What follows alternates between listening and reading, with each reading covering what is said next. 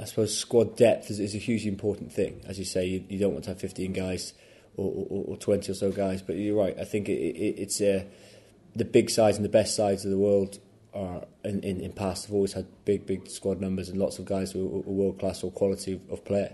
And I think that we need to have that. We need to have the ability to be able to deal with the injuries, to deal with form, and to deal with anything else that comes our way as a squad, and just keep rolling through. And that's not to say that we believe we're anywhere near that at the moment, but we're certainly in a place where, in this squad, because of the emotional situation, because of where people's brain space is, we're in a happy place to slide in that.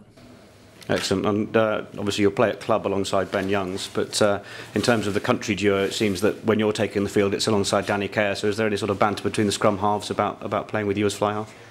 Well, I think they just flip a coin and basically which one loses has to play with me. So I'm in a case now of playing with Danny, but I've played with Danny for a long time. I know he's been capped for 4 or 5 years now, so he's a really experienced bloke, and as you say, we played a number of tests together, so it's not a big deal.